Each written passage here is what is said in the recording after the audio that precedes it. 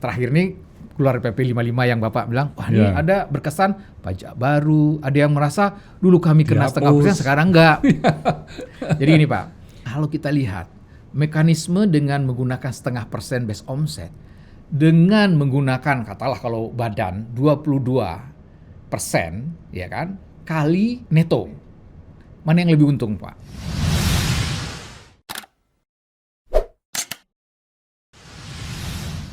Saya ada titipan Pak dari keresahan beberapa pengusaha ya Pak ya, Pak. Tentang serbuan dari perusahaan asing sih Pak ya.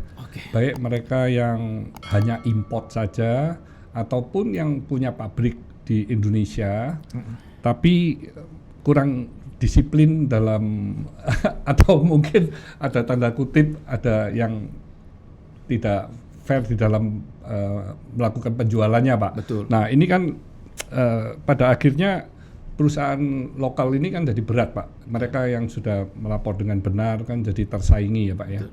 Ini juga menjadi satu PR Pak. Itu apa bisa dari pihak DJP ini menyisir dari sisi praktek kompetisi yang tidak sehat seperti itu ya Pak? Ya.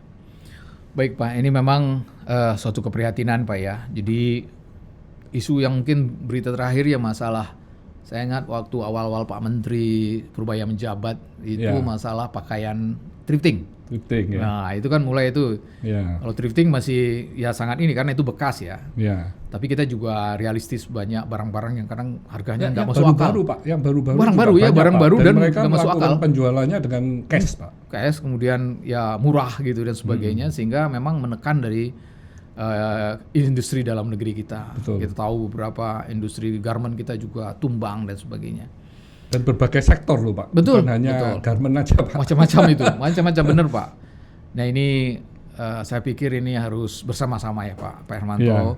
Para pengusaha kita juga, mari kita lindungi pengusaha di dalam negeri atau bisnis dalam negeri kita. Ya kalau kita bisa sama-sama ya menyadari itu. Ya, seperti awal bisa kita konsumsi gitu kan, yang memang produksi kita gitu.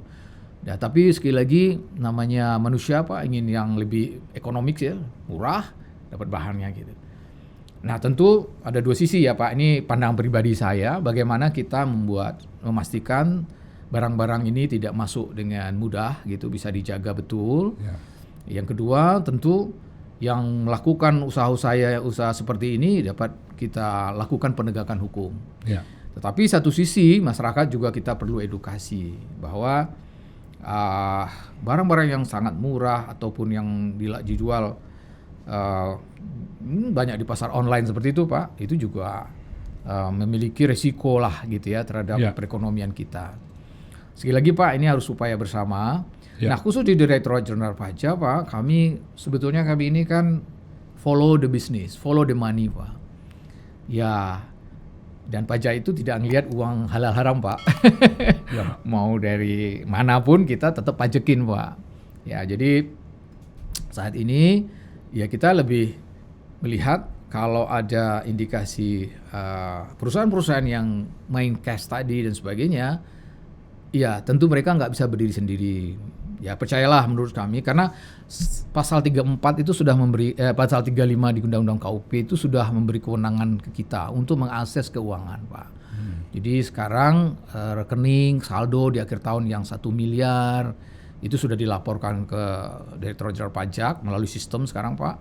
Dan kita pun juga dengan AOI, Exchange of Information, itu di bagian negara-negara OECD Pak sepakat. Kita belum member nih Pak ya, tapi kita sudah bisa masuk meratifikasi kesepakatan, kita bisa mengakses juga keuangan di luar. Sama, itu resiprokal Pak. Jadi warga-negara asing yang punya di sini, kita juga warga kita yang punya akun di luar. Jadi Bapak Ibu sekalian, netizen, mari kita ini aja ya, memang perlu kejujuran ya Pak ya, untuk bangsa kita ini. Dan sekarang kan baru saja juga, mungkin nanti juga topik yang hangat ini masalah Patriot Bond gitu ya. Yang kemudian pasal 50A di undang-undang yang baru itu sebut, itu juga menarik kan Pak, yang perlu satu diskusi bagi kami. Ini ya suatu rantatan dari kebijakan pemerintah ya upaya-upaya untuk melindungi kepentingan nasional, Pak. Ya, Pak. Kita harus memperkuat. Karena kalau tidak ada kebijakan-kebijakan seperti itu, nggak ada tuh ceritanya alamiah orang akan ke kita, nggak ada itu. Harus ada treatment-treatment khusus. Dan saya pikir dalam dunia yang kompetisi yang keras saat ini, antar negara saling melindungi kepentingannya, finansialnya, ya pemerintah harus mengambil, dan ya kita harus mengambil satu tindakan yang mungkin kelihatannya saat ini agak ya kok seperti itu gitu ya. Saya pikir ini topik lagi, Pak. Ya, Pak. Menarik lagi. Ya, Pak. Gitu, Pak. Kalau menurut saya itu juga industri atau upaya-upaya pengusaha, bagian dari pengusaha kita yang dengan sengaja. Kalau kami sih, Pak, begini sih, Pak. Kekuatan cash itu ada batasnya. Ya kan? Seberapa sih mau ditumpuk uang dolar, uang itu kan? Dan seberapa luas sih mereka bisa bertransaksi. Kami yakin sampai di titiknya mereka harus masuk ke sistem gitu. Dan di sistem nanti sudah mulai kebaca.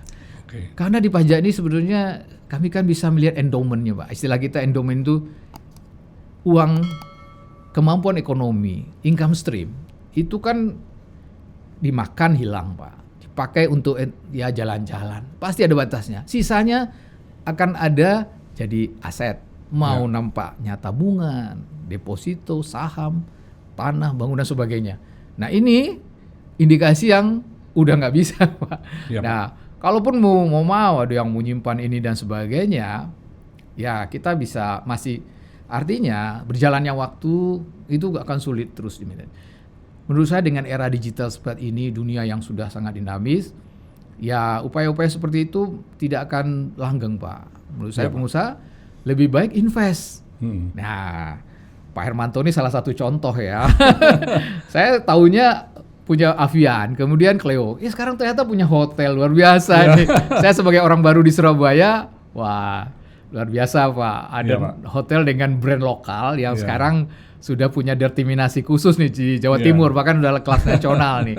Selamat ya, Pak, dengan hotel Fasanya. Terima kasih, Pak. Kami punya value juga, salah satu N-nya itu nasionalisme, Pak. Jadi wah, saya ngembangin produk-produk yang memang semuanya brand dari Indonesia, Pak. Iya.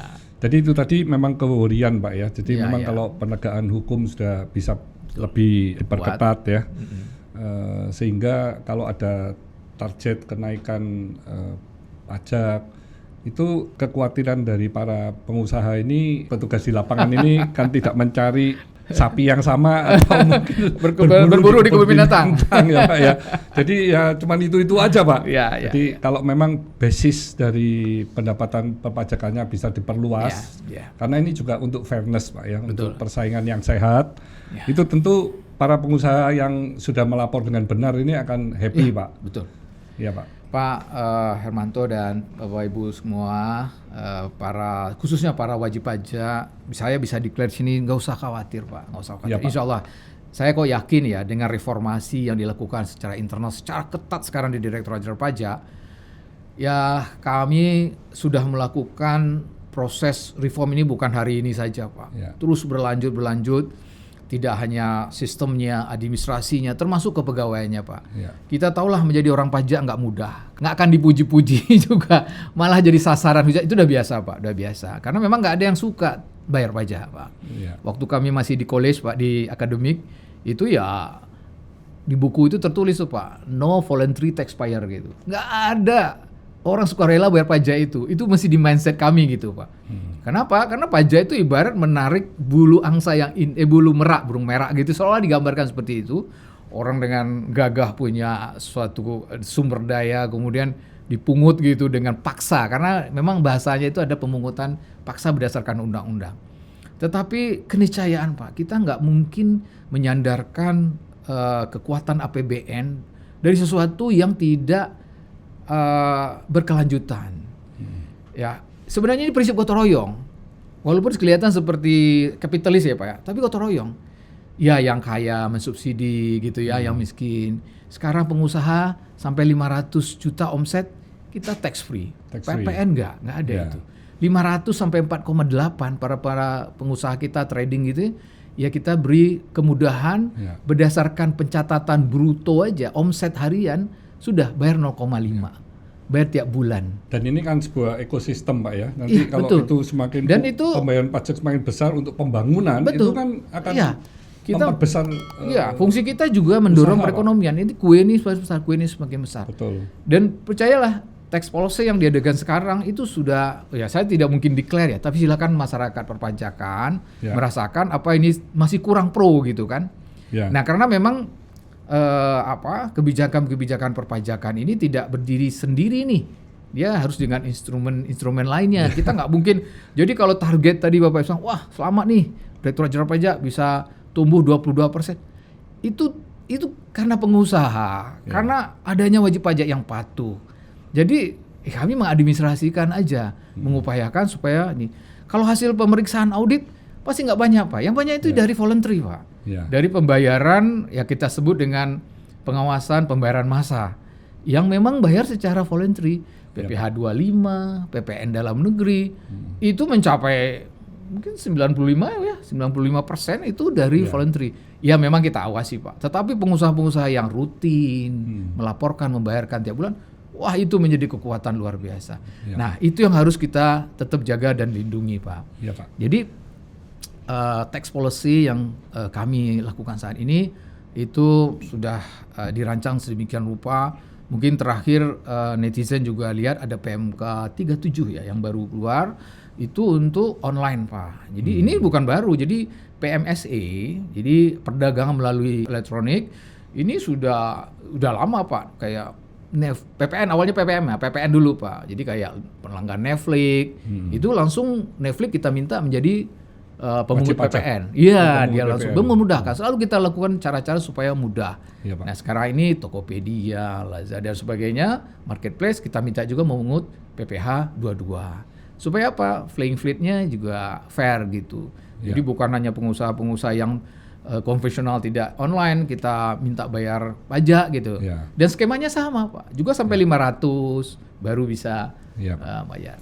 Ini tadi Bapak menyinggung masalah dukungan dari Direktorat Jenderal Pajak atau pemerintah untuk para pengusaha UMKM ya Pak ya. Oh ya. Kan ada PP 20 tahun 2026. Ini banyak sekali Pak berita-berita di sosial media ini yang menyudutkan pemerintah.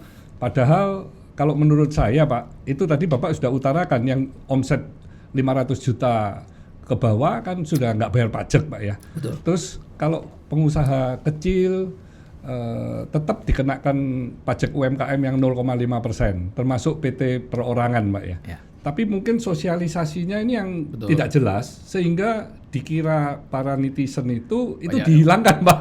Jadi mereka yang asalnya bayar 0,5 harus membayar PPh normal. Padahal saya tahu itu kan tujuan pemerintah itu untuk menghindarkan perusahaan-perusahaan yang memakai PT UMKM untuk usaha yang sudah di atas 4,8 M kan ya. Betul. Tapi mungkin sosialisasinya Pak, mungkin Bapak bisa lebih menjelaskan.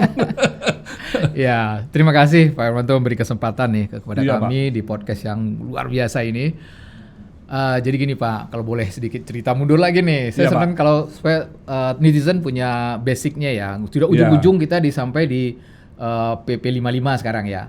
Jadi awal-awal sekali Pak munculnya sistem kita dengan cara menghitung bruto ini, bahkan masuk ke bahwa ini PPh final ya pasal 4 ayat 2 itu malah 1% Pak awalnya. Itu di peraturan pemerintah tahun nomor 46. Jadi ini awalnya itu dimaksudkan adalah untuk mengatasi keribetan atau administrasi yang sulit, karena pajak ini memang kalau dibilang PPh terutama ya Pak ya, dibilang simple juga enggak, tapi dibilang ribet banget juga enggak Pak. Namun kita paham pengusaha-pengusaha yang entry level, yang baru UMKM lah kita sebut, karena sebenarnya kita nggak punya lah istilah itu ya, UMKM entry baru masuk itu memang pasti mereka masih struggling gitu. Sehingga kebijakan perpajakan dimudahkan, itu loh Pak.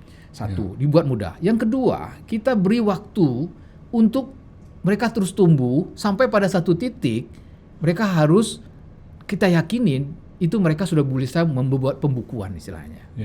Nah, inilah yang pajak UMKM ini basicnya awalnya Pak. Dari 1 terus jadi 0,5 loh Pak. Nah, kemudian di PP 23 berubah waktu itu ya karena merasa masih besar atau bagaimana waktu itu ya saya bukan policy maker Pak, Pak. Hanya menjalankan, dirubah jadi 0,5%. Dan itu ada batas-batas waktu Pak. Ya.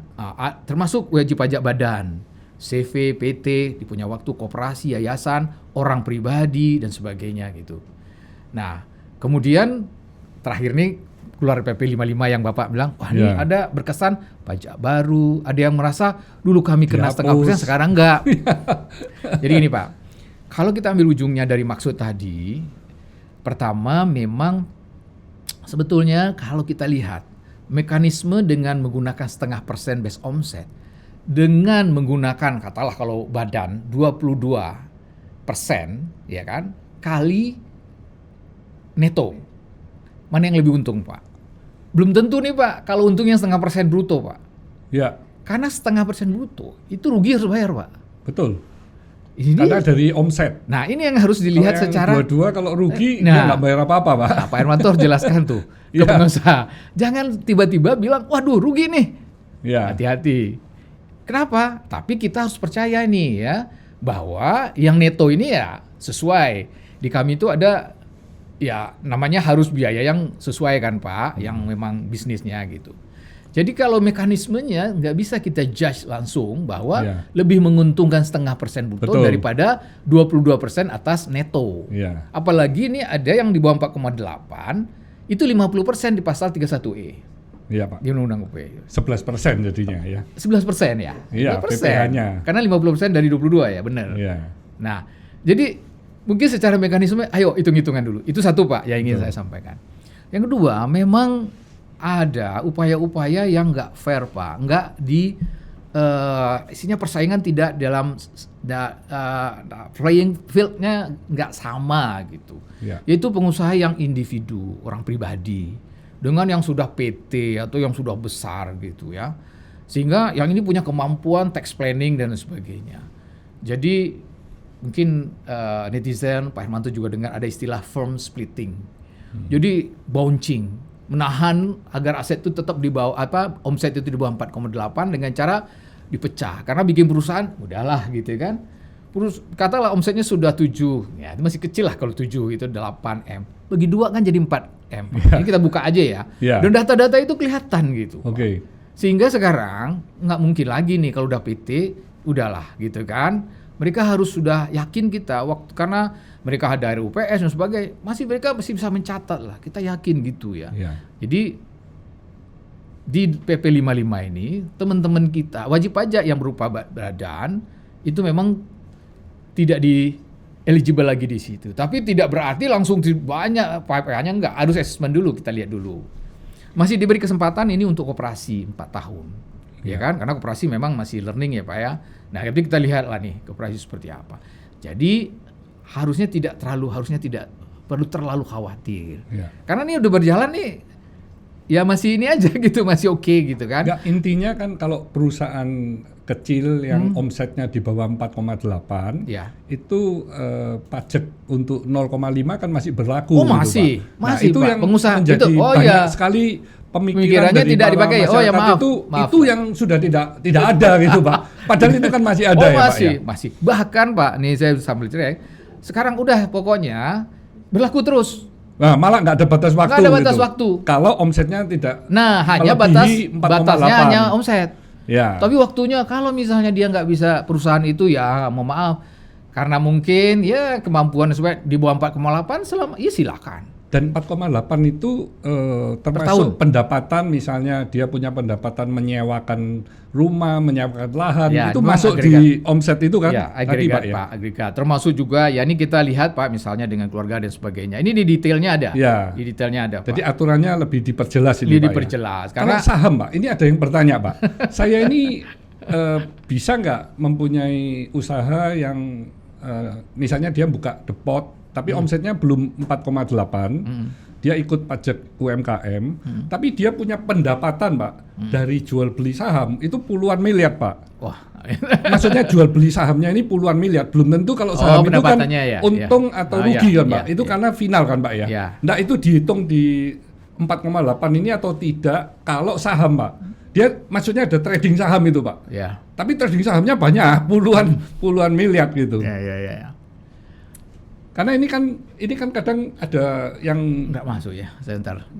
Saya rasa karena pendapatannya dia belum tentu untung loh, Pak ya. Bisa untung bisa rugi nih ya, kalau betul, yang saham. Betul. Ya sebenarnya kita lihat keuntungan aja, Pak ya. Menurutnya prinsipnya seperti itu. Saya akan tapi cek kan lagi, kadang Pak. bisa untungnya lebih dari 5M itu, Pak. Ya, ada, Pak. Betul. Tapi gini kan saham, setiap pengalian saham kan sudah ada keuntungan itu kena final. Ya, final 5%. Terus pendapatan deposito, Pak, misalnya lebih dari 5M gitu. Tapi terus dia punya usaha yang masih belum omset 4,8. Itu boleh atau tidak?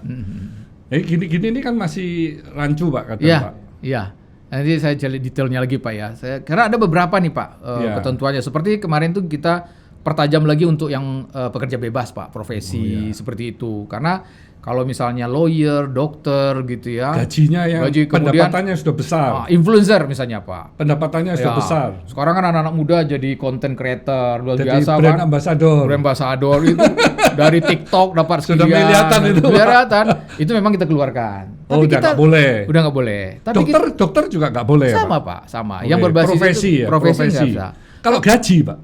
Iya, itu beda, Pak. Gaji dari penghasilan dari pemberi kerja, karyawan. Tidak masuk, UMKM itu tidak masuk ya berarti ya? Kita akan agregatkan pendapatannya ya. Jadi gini, Pak, kalau yang profesi itu, tapi tetap, Pak, kita kasih ruang di bawah 4,8 itu yang disebut dengan menggunakan norma perhitungan penghasilan neto, Pak. NPN namanya. Norma perhitungan penghasilan neto, NPPN namanya. Jadi dimudahkan juga. Dokter itu misalnya atau lawyer ya, ibaratnya gini, itu kan jasa mereka itu kita nggak tahu, nggak susah didefinisikan berapa sih biaya untuk mendapatkan itu gitu. Kalau dihitung sekolahnya ya mahal, atau saya harus gaji suster, atau saya harus sewa tempat dan sebagainya. Ya udah dimudahkan, dibuatkan norma. Let's say katalah 80%, 80% biayanya ya. Apa angkanya ada, Pak? Let's say aja lah, Pak ya. Oke, habisnya 70%. Nah, 30% tuh dianggap neto. Basisnya yang 30%. Nah, ini nanti ada detailnya, silakan. Itu mekanismenya juga, Pak. Jadi kita terus upayakan, Pak, di level-level ya di bawah 4,8 atau masih ya, untuk memudahkan mereka dalam berhitung. Jadi itu sekali lagi, Pak, 0,5 itu tetap berlaku. Bahkan semakin kita pertajam, namun memang kita segmentasi. Karena kalau korporat, menurut kita dengan kewajiban korporasi yang semakin ini, itu kita tambah lagi, Pak, ada sekarang namanya perseroan perorangan, PT perorangan. PT perorangan. PT perorangan. Sekarang orang pribadi dengan sendiri bisa, ya, bukan CV ya, Pak. Karena mereka harus misalnya tanda tangan kontrak dengan penyedia jasa dan sebagainya, itu juga termasuk skim dalam 0,5% tadi skema itu. Nah, itu juga nih. Jadi individu, pengusaha ini memang lebih kepada kayak home industry, kayak trading, toko-toko gitu ya. Kayak usaha-usaha kulineran, usaha-usaha ya bikin craft atau bikin apa gitu, peternakan kecil dan sebagainya, yang masyarakat awal itu yang kita protect, Pak. Lebih kita protect. Tapi yang sudah well educated kayak profesi lawyers, dokter, ya mereka sudah bisa sedikit nih. Perusahaan korporasi yang mungkin sudah bisa mendaftar ke Kemenkumham, udah ngerti itu notaris gitu. Itu mustahil aja kalau nggak bisa. Nah, makanya diberi lebih agak sedikit komplikasi dengan membuat pembukuan. Masalah pajaknya gede kecil tadi udah kita bilang, belum tentu loh yang neto 11% ini lebih besar nanti bayar di pajaknya dengan 0,5% atas bruto, atas omset. Ya, tapi ini aturan kan sudah dijalankan. Udah, ya. Insya Allah, Mas Jepan, dan mungkin sekarang alhamdulillah semakin dipahami. Termasuk lewat podcast ini kami berharap jadi juga. Ini para netizen biar jelas kalau maksudnya kalau omset masih di bawah 4,8. Enggak ada. Enggak, omset di bawah 4,8 itu bisa ikut pajak 0,5 dari omset. Termasuk PT perorangan ya, Pak ya. Betul. Bahkan kalau di bawah 500 juta free. Tidak perlu membayar pajak. Nggak bayar PPH, nggak bayar PPN. Jadi saya tahu ini, jadi maksud pemerintah ini kalau misalnya tadi Bapak ada cerita klinik tadi, Pak ya. Kliniknya itu punya misalnya 10 cabang. Omsetnya sudah 50 miliar misalnya. Dia nggak bisa membuat 10 PT atau 12 PT UMKM gitu kan Pak. PT ya, berupa PT ya? Iya, ini PT-PT dibuat dipecah-pecah, pemiliknya sama Pak, tapi dipecah-pecah sehingga semuanya bayar 0,5.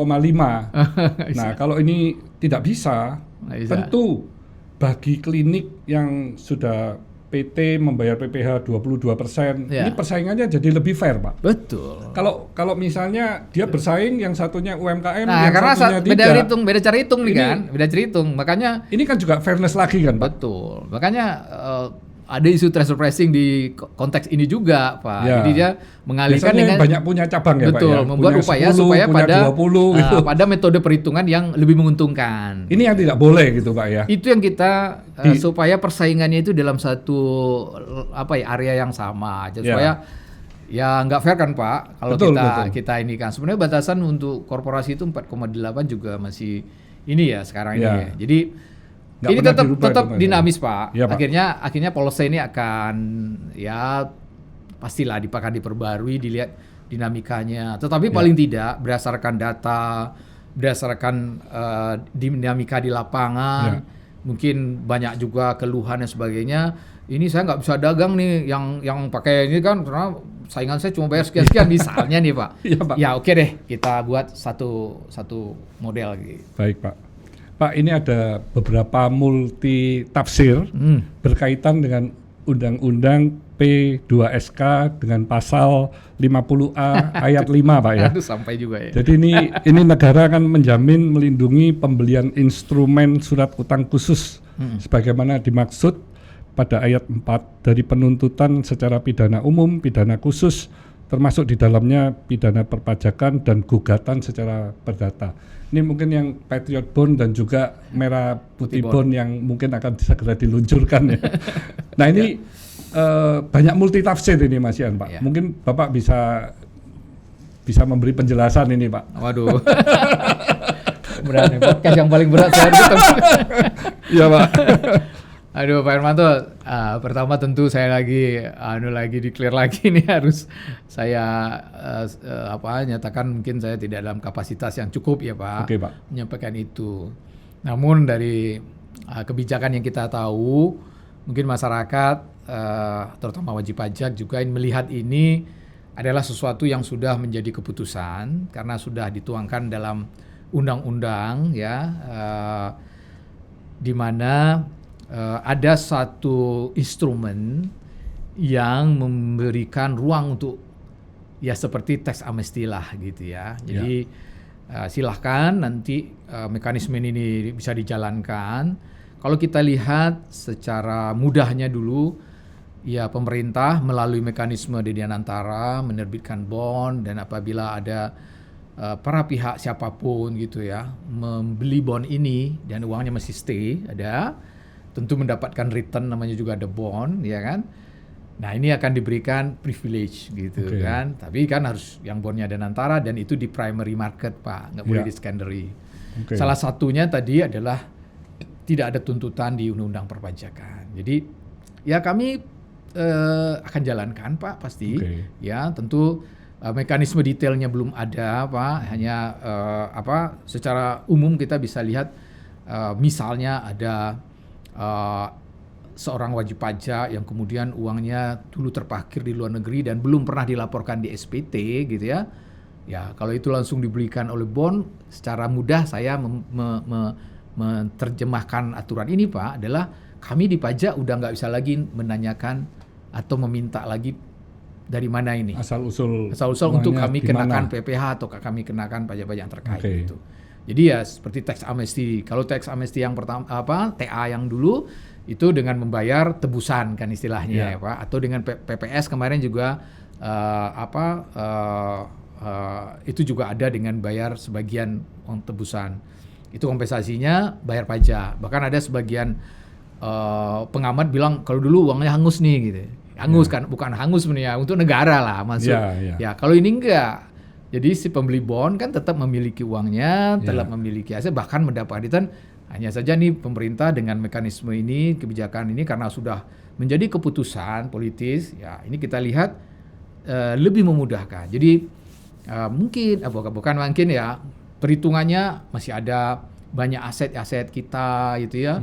Atau ini juga menarik ya para investor di luar supaya masuk tanpa ragu-ragu akan dituntut secara perpajakan yang mungkin makin ribet lah gitu ya dan sebagainya.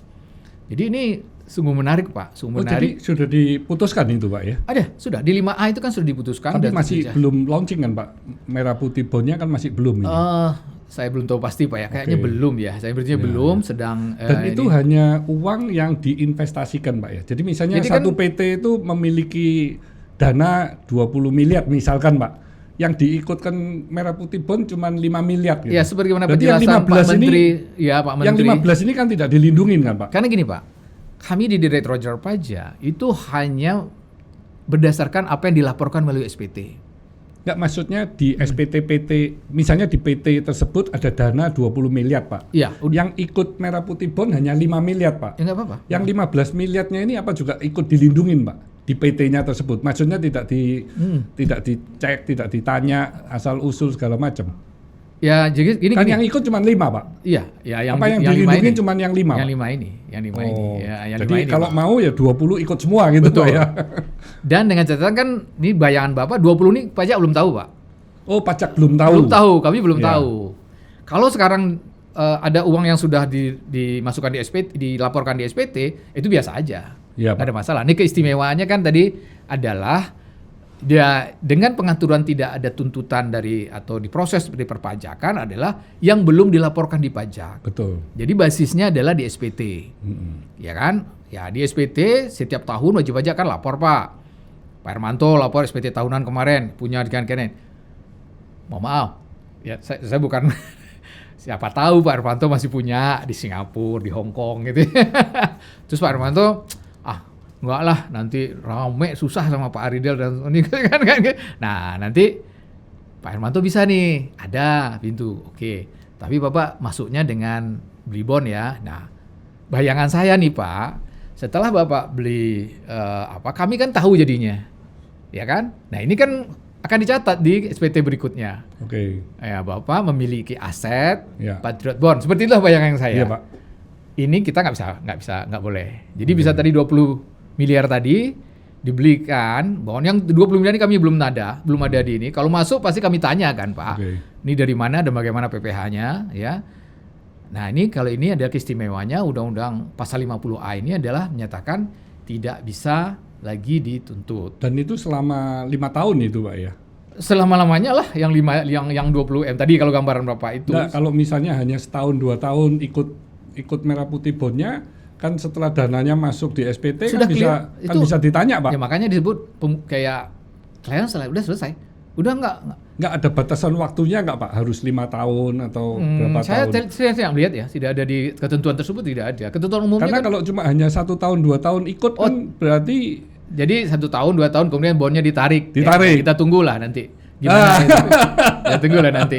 Tapi kan bondnya itu pasti mengikat Pak. Bondnya itu kan ada tenurnya ya istilahnya. Ada tenur ya Pak. Ada tenur.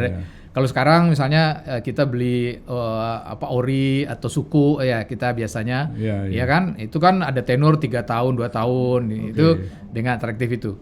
Kalau kita beli dengan misalnya maaf dari uang yang belum pernah kita laporkan.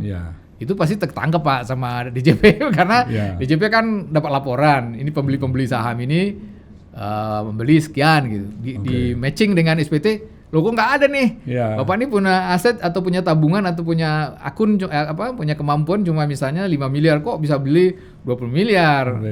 Nah orang pajak kan langsung turun tuh. Pak.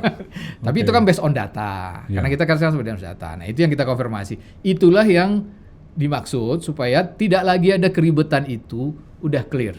Tidak ada masalah. Bapak, jadi yang ditangkap dari 50A ini adalah memang yang belum dilaporkan di pajak, Pak. Yang belum masuk di SPT kalau technically-nya. Kan di SPT itu ada daftar harta, Pak. Yang paling liquid itu tabungan lah. Pak. Ya kan? Bapak sampaikan atau Bapak punya apa, punya emas atau apa yang ada di situ sebut semua. Itu clear. Ya kan, artinya kami juga bisa menguji dan sebagainya. Tapi itu proses biasa, Pak. Namun bisa saja mungkin karena bisnis dulu atau apa, berbagai macam alasan masih ada nih di dalam negeri kah atau di luar dimanapun kemudian diberikan kesempatan melalui 50A ini, undang-undang melindungi. Sejauh Bapak belikan untuk Patriot Bond atau merah putih bond tadi yang dicantumkan di undang-undang pasal 50A ini, itu tidak kita otak-atik masalah perpajakannya. Aman. Jadi memang ya pengampunan nih istilahnya, atau tax amnestinya kalau istilah mudahnya. Nah tentu nanti kalau bayangan saya di tahun berikutnya dilaporkanlah di SPT, clear itu udah. Kita tentukan ini, wah ini memenuhi pasal 50A, ya udah. Itu bayangan ya Pak, pemahaman saya. Moga-moga nggak salah nih ya teman-teman ya. Karena saya nggak ahli. Ini topik keempat lagi yang harusnya Bapak undang topik yang panas ini. Panas ini. Jadi silakan mungkin teman-teman Danantara atau tapi kan sudah udah 2 kali Pak ya tax amnesty ya. Iya, kalau ini apa masih ada lagi gitu Pak? Saya juga heran ya kalau masih ada lagi ya. Jadi dengan pidato Pak Presiden Prabowo yang maaf ya Pak, beliau membacanya mulai mungkin ada informasi ilegal ekspor, kemudian ada under invoicing, transfer pricing, ada namanya under misinvoicing juga. Berarti ada modal-modal yang dari bisnis-bisnis kita ini terparkir di luar. Yang masih hitung-hitungan masih ada. Ya kita tentu lihat Pak, ya sejauh berapa gimana ya. Tapi saya pikir bapak-bapak kita, para pakar di pusat sudah melakukan perhitung sampai membuat pasal ini kan Pak, pasal khusus 50A ya, dengan segala plus minusnya, sehingga secara politically apapun kan undang ini politik ya Pak, memutuskan, udah kita ambil kebijakan ini supaya dana-dana yang kemudian ragu-ragu, karena kan gini Pak, kalau nggak kita ditarik orang Pak. Sekarang dana itu berada di negara-negara, maaf kadang-kadang tax haven country, supaya yang quote and quote para pemilik dana itu khawatir dan sebagainya. Oke deh, makanya dengan pasal ini menjadi lebih secure. Bukan hanya masalah pajak, kalian saya lihat pada beberapa ya tuntutan hukum macam-macam, pidana segala, maaf ya. Itu kan mungkin aja tindakan pidana umum dan pidana khusus kalau nggak salah itu. Jadi maaf dari hasil yang walau-walau Pak, yang bisnis-bisnis gelap, nggak kan dituntut. Ya itu kira-kira bacaan saya Pak ya. Iya Pak. Tapi mungkin nih perlu Pak undang juga nih, apakah dari DPR atau dari mana untuk mengklarifikasi the story behind-nya dari ini. Tapi bacaan kita secara letterlek kami di pajak seperti itu Pak. Saya terutama pribadi melihat, wah ini kira-kira nanti kalau ada dana atau cash atau uang yang pembeli bond ini, merah putih bond atau Patriot Bond ini yang belum dilaporkan di SPT, kami nggak bisa otak-atik lagi. Iya. Baik Pak. Jadi clear, nggak ada. Moga-moga. Terima kasih nih. Soalnya nggak salah loh Pak, moga-moga. Iya Pak. Tapi saya. Terima kasih nih Pak Riddle, ini waktunya nggak kerasa sudah 1 jam lebih ya. Oh iya. Jadi saya mohon dari Bapak bisa kasih ini penutup Pak, mungkin harapan Bapak, apa satu hal terbesar yang ingin Bapak harapkan dari para pengusaha dalam membantu ya tentu ekonomi Indonesia ini Pak. Baik. Pertama tadi Pak, Bapak-bapak Ibu para pengusaha khususnya, para netizen, mungkin juga para akademisi, para teman-teman mahasiswa, LSM dan semuanya, kita rakyat Indonesia, jangan lupa tidak akan ada orang lain yang akan menolong Indonesia kecuali kita. Ya, Pak. Untuk itu marilah kita tetap optimis dengan Indonesia. Indonesia negara besar, negara kaya, negara yang diperhitungkan di kancah internasional. Yang kedua, dengan semangat itu, mari kita sama-sama membangun. Mari kita sama-sama mensejahterakan masyarakat kita. Dan percayalah, pada kesempatan ini saya tidak ingin mengatakan terlalu berlebihan bahwa pemerintah yang saat ini dipimpin oleh Presiden Prabowo itu betul-betul berupaya Pak. Bagaimana perekonomian berjalan dengan baik, kesejahteraan terwujud dengan berbagai programnya gitu. Yang ketiga, khusus dari sektor perpajakan, kami ingin menyampaikan hal mendasar adalah trust. Ya, Bapak Ibu sekalian, saya nggak ingin berlebihan untuk marilah Bapak kita sama-sama menjaga perpajakan ini. Menjaga sistemnya, menjaga kebijakannya, karena memang perpajakan ini sangat sensitif. Ini akan menyangkut juga hajat hidup orang, bisnis dan sebagainya. Kalau ada sesuatu yang menurut teman-teman ya setelah dipelajari dulu, setelah dipahami, silakan masukan, dan saya pikir Pak Presiden, para menteri, Bapak Dirjen kami juga sangat terbuka untuk masukan-masukan. Kami bukan anti kritik. Nah, khususnya di Direktorat Jenderal Pajak yang punya image, aduh susah lah saya ngomong terus ya. Mari sama-sama jaga petugas kami juga di lapangan. Saya juga berharap mari kita check and balance-nya jalan gitu ya. Kalau ada yang menyimpang, mohon maaf para wajib pajak, ya saya bisa ngapain sih, tolong jangan buka-buka lagi ruang-ruang yang nggak sehat dengan petugas pajak. Pak. Dan nggak usah percayalah ya kalau orang pajak itu sudah cukup, sudah diberi yang cukup. Jadi kalau melakukan deal, udah lakukan saja perpajak. Jangan pernah percaya bahwa PPN yang dikenakan itu akan menjadikan bisnisnya rugi atau apa. Enggak. Sistem perpajakan kita buat sedemikian fair. Sejauh Bapak comply, pasti akan berjalan dengan baik. Kalau ada masalah perpajakan, saya agak dimulai detail, segera komunikasikan. Kami Direktorat Pajak punya petugas namanya account representative.